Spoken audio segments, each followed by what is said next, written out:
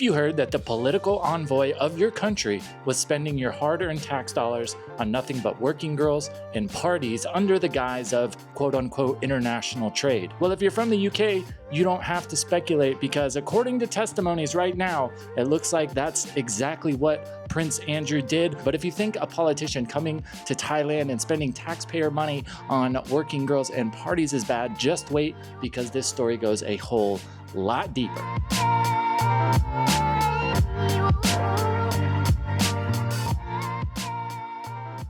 How's it going? Welcome back to the channel. I hope you are doing well. If you've been here long enough, you know that we have covered some pretty wild headlines here on this channel, but today it's out there, man. Part of me is not surprised because of what I think of most politicians, but on the other side, this is a wild story. And as I got to digging, it got a whole lot deeper. There is so much more to this picture than what is being talked about currently. So I'm going to take you with me. You and I are going to go on a journey. Let's dive into this absolutely insane story. Now, you may or may not have heard that recently Prince Andrew of the UK has some serious allegations raised against him. These are not the first allegations, which we will get into a little bit more, but the current situation is that somebody very close to him has claimed that while he was on a trip to Bangkok as a trade envoy, he hired over 40 working girls to be brought to his Bangkok hotel room over 4 days. I will let you do that math.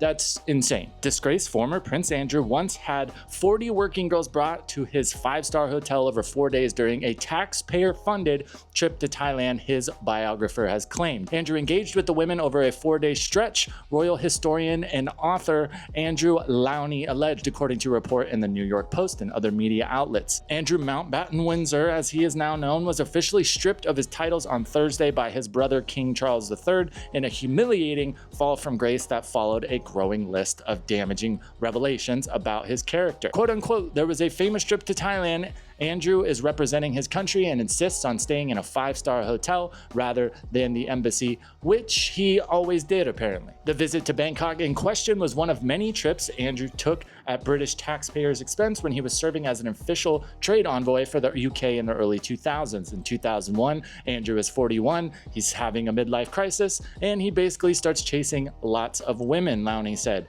He uses the excuse of his role as a trade envoy, paid for by the taxpayer, to go off on these trips. He always puts in 2 weeks of quote-unquote private time. That already sounds so creepy. Andrew was sending a list of people he wanted to meet for his own personal business interests, he alleged. All the files from his time as a trade envoy between 2001 and 2011 remain closed. They should be in the National Archive, the historian said. They remain closed, and that is part of the conspiracy of silence around Andrew that we need to break. There's a part of me that's surprised by this, and then there's another part who's really not surprised at all. You know, conspiracy theories, I'm a firm believer that so many of them come from at least a grain of truth. Do things get blown out of proportion? Absolutely. But a lot of these conspiracy theories about these, you know, crazy parties and these entertainment rings that these super rich people or politicians are involved in, I am very not surprised at all that something like this happened. And the crazy thing to think about is this is just one instance. I don't think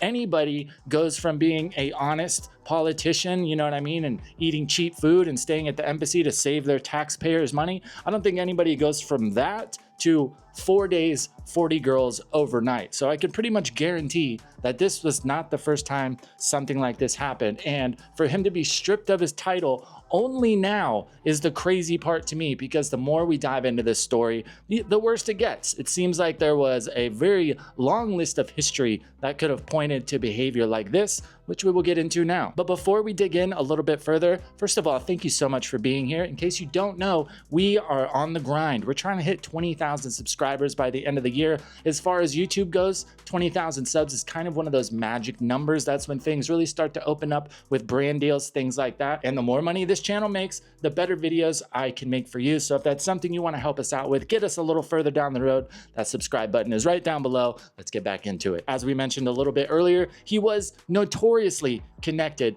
with Epstein. There was tons of photos that surfaced with him and Epstein and some of Epstein's accusers, especially when it comes to Virginia Giuffre. Sorry if I messed that name up. She actually just had a book released. Unfortunately, she passed away a couple years ago after taking her own life, going into massive depth about the whole Epstein situation. And the more I looked into it, Prince Andrew seems to be very closely connected. In November of 2019, Andrew did a televised interview with the BBC's Emily Maitlis, widely seen as a PR disaster. He defended his position and relationship with Epstein, but the public backlash was absolutely brutal, which entirely makes sense because it's not like Prince Andrew was, oh yeah, I was friends with Epstein years ago and I never, spent any real time with him and I had no idea what was going on, or I didn't have any idea he was involved in this type of thing. This is in 2019, so plenty of allegations had already come out. He was already getting investigated, and then Prince Andrew decided to talk to the BBC and continue to defend him. Andrew also decided that it would be a good idea to stay in Epstein's mansion after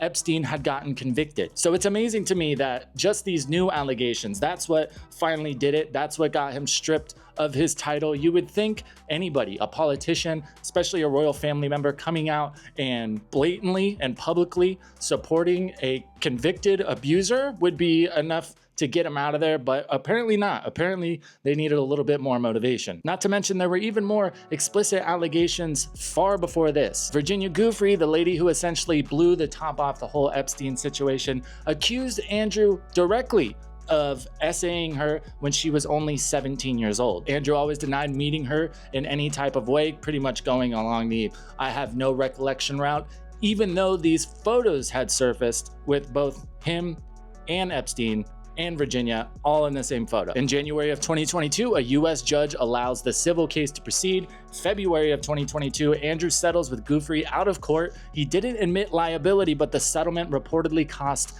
him millions. Now, settlements are one of those things, especially when it comes to, high profile people. When you have a public image, even if you get found not guilty of things, of course, you can still have a negative outcome. But judging from Virginia's book and the links she went through to make sure that Epstein was going to get charged and things started to go through and all the testimonies and everything, it's really hard to say. In October of 2025, new revelations, a leaked email dated from February 2011 from Andrew to Epstein that says, "We are in this together." The email contradicts Andrew's earlier statements. That brings fresh scrutiny. And at the same time, police in the UK are now investigating whether Andrew misused police protection officers to dig up data on Virginia Giuffre. So this is just one of those things. Everything from the photos, the connection to Epstein, staying in his mansion, continuing to defend him even after he was convicted, the settlement outside of court, and now we're hearing about this whole Bangkok incident. If it scratches like a dog, barks like a dog, it probably has fleas like a dog. It's one of those things though, it's like, is it a little bit too late? Especially if I was from the UK, I don't even know how I would feel just knowing that this person who's supposed to be a world leader, who's supposed to go all around the world and represent your country and, stick up for the taxpayer, just come to find out, not only does he sound like an abuser, but also he's taking your taxpayer money, going to other countries, staying in 5-star hotels, hiring 40 girls in 4 days. I would be absolutely livid. Of course, this story is everywhere, but I'm really surprised that I haven't seen more social media people talking about it. Usually when things like this happen, there's a lot of people talking about how they're worked up, but at least on my channels, I've not really seen too much. So as always, I want to hear from you. Are you surprised by this? Or maybe you kind of in the same camp as me where it's like, yeah, it's one of those things when it comes out and it's on the surface, you're like, wow, that's crazy. But the more you think about it, you're like, I'm not really surprised. Even the best people, when they get too much power, usually become dirtbags and try to manipulate everything around them in the world. It's their world